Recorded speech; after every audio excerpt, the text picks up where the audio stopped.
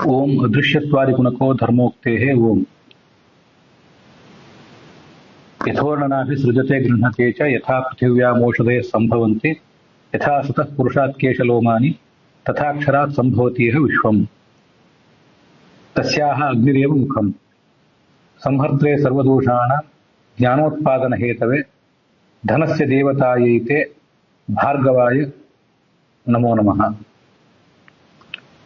ಇವತ್ತು ವೈಶಾಖ ಶುಕ್ಲ ತೃತೀಯ ಅಕ್ಷಯ ತೃತೀಯ, ಪರಶುರಾಮನ ಜಯಂತಿ, ಹಾಗೆ ವಿಜಯಧ್ವಜರ ಆರಾಧನಾ ದಿವಸ ಕೂಡ.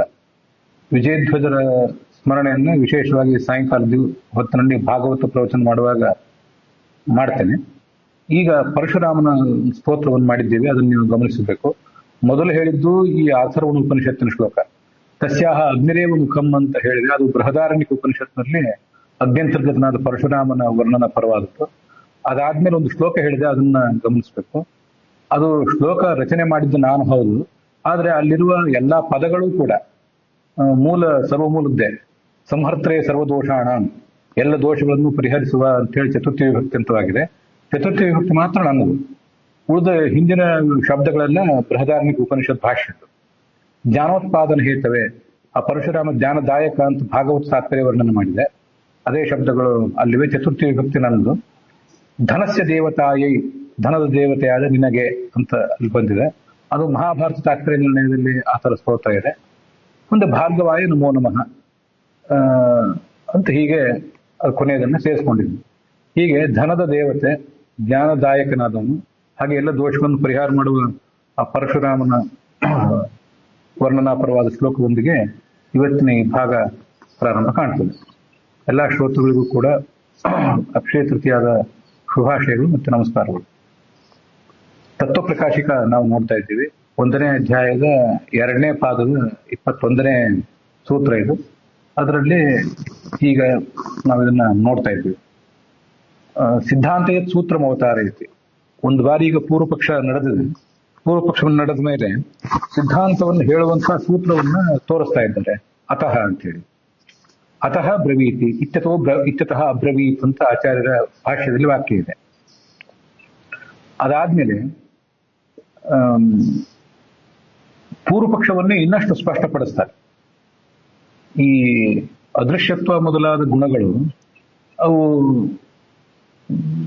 ವಿಷ್ಣುವಿಗಲ್ಲ ಹೊರತು ಜಡ ಪ್ರಕೃತಿಗೆ ಅಂತ ಪೂರ್ವ ಪಕ್ಷ ಮಾಡಿದ್ರು.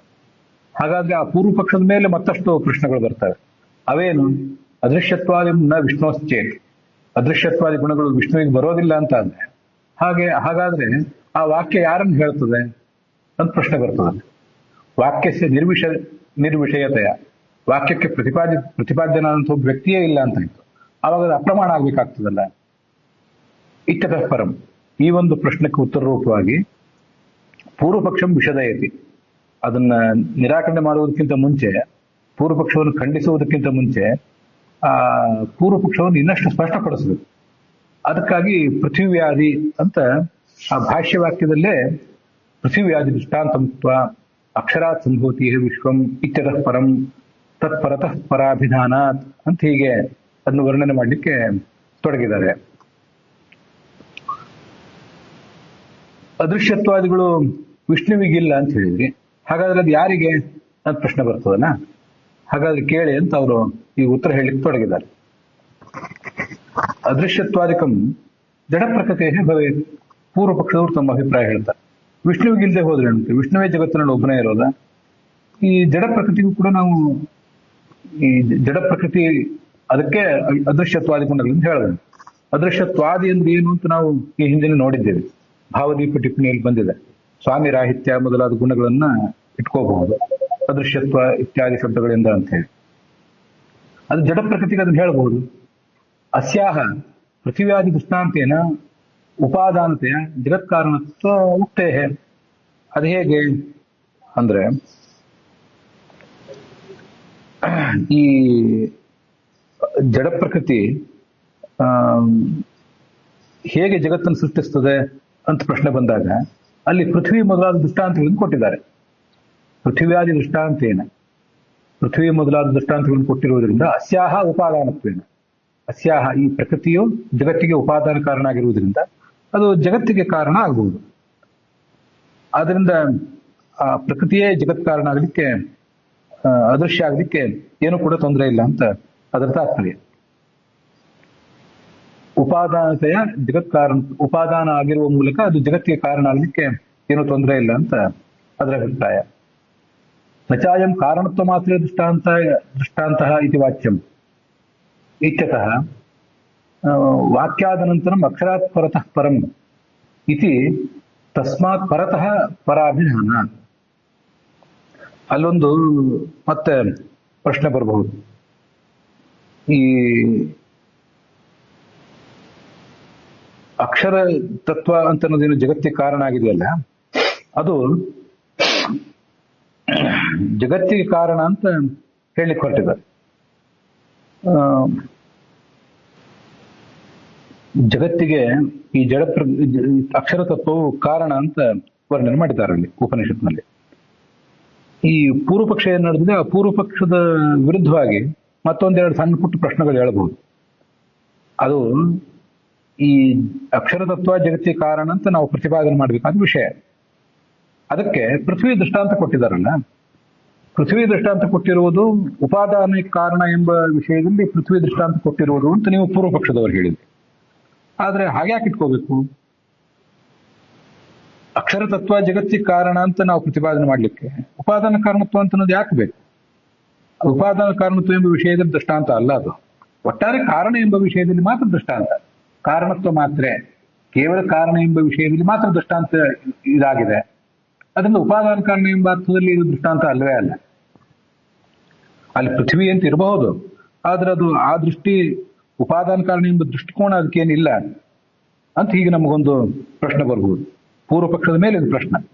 ಆವಾಗ ಅಕ್ಷರ ಶಬ್ದವಾಚ್ಯ ನಾವುದೊಂದು ವಿಷ್ಣು ಆಗಬಹುದನ್ನ.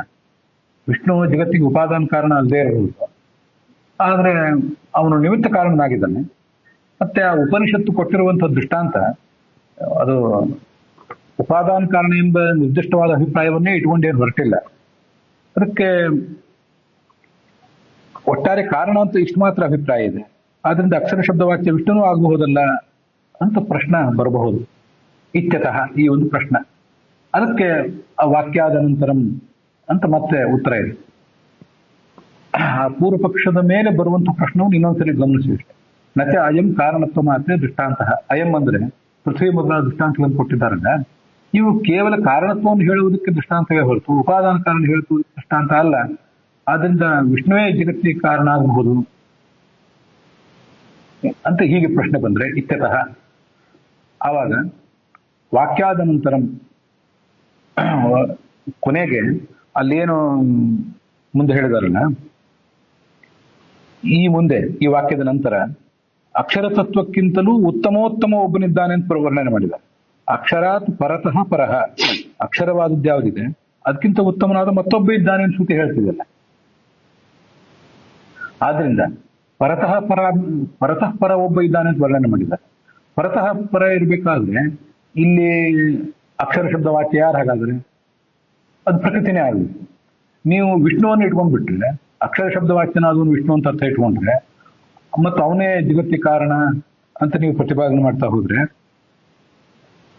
ಅವನಿಗಿಂತ ಉತ್ತಮ ಮತ್ತು ಅವನಿಗಿಂತ ಉತ್ತಮ ಮತ್ಯಾರಿರುವುದು ಸಾಧ್ಯ? ಇದು ಈ ವಿಷ್ಣುವಿನ ಸರ್ವೋತ್ತಮತ್ವವನ್ನು ಹೇಳುವವರು, ವಿಷ್ಣುವಿನ ಜಗತ್ ಕಾರಣತ್ವವನ್ನು ಹೇಳುವಂಥವರಿಗೆ ನಿಮಗೆ ಈ ವಿಷಯ ತೊಂದರೆ ಕೊಡ್ತದೆ, ನಿಮ್ಗೆ ಇದು ಬಾಧಕ ಆಗ್ತದೆ.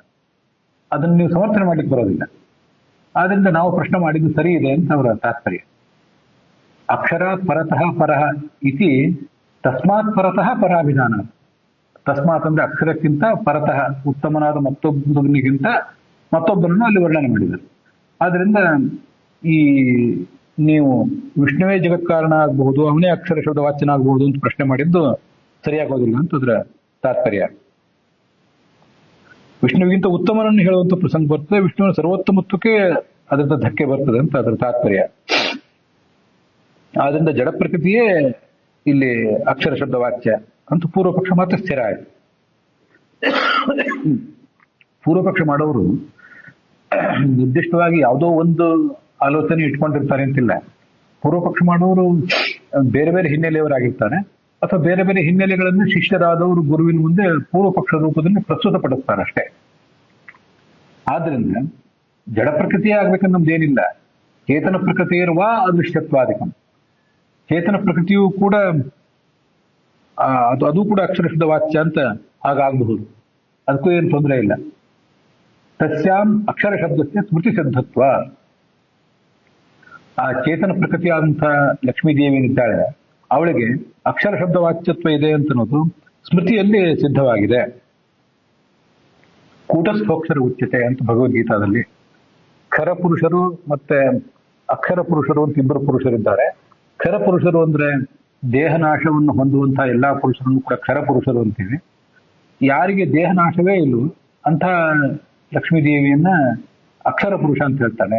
ಕೂಟಸ್ಥ ಆಕಾಶದಂತೆ ನಿರ್ವಿಕಾರಳಾದ ಲಕ್ಷ್ಮೀದೇವಿಯನ್ನ ಅಕ್ಷರ ಪುರುಷ ಅಂತ ಹೇಳ್ತಾರೆ ಅಂತ ಹೀಗೆ ಸ್ಮೃತಿಯಲ್ಲಿದೆ. ಸ್ಮೃತಿ ಅಂದ್ರೆ ಪೌರುಷೇಯ ವಾಕ್ಯ, ಮಹಾಭಾರತದ ಭಾಗವಾದ ಭಗವದ್ಗೀತಾದಲ್ಲಿದೆ. ಆದ್ರಿಂದ ಈ ಚೇತನ ಪ್ರಕೃತಿಯು ಕೂಡ ಅಕ್ಷರ ಶಬ್ದ ವಾಚ್ಯ, ಅದಕ್ಕೆ ಯಾವುದೂ ತೊಂದರೆ ಇಲ್ಲ ಅಂತ ಅಭಿಪ್ರಾಯ. ಈಗ ಪೂರ್ವ ಪಕ್ಷದವ್ರದ್ದು ಬೇರೆ ಬೇರೆ ಆಲೋಚನೆಗಳು ಅದನ್ನು ಇಲ್ಲಿ ಪ್ರಸ್ತುತಪಡಿಸಿದೆ. ಅಲ್ಲಿಗೆ ಇವತ್ತಿನ ಈ ಭಾಗ ಸಮಾಪ್ತ ಆಗಿದೆ. ಪೂರ್ವ ಪಕ್ಷದವರ ಇನ್ನೊಂದೆರಡು ಅಭಿಪ್ರಾಯಗಳನ್ನ ನಾಳೆ ದಿವಸ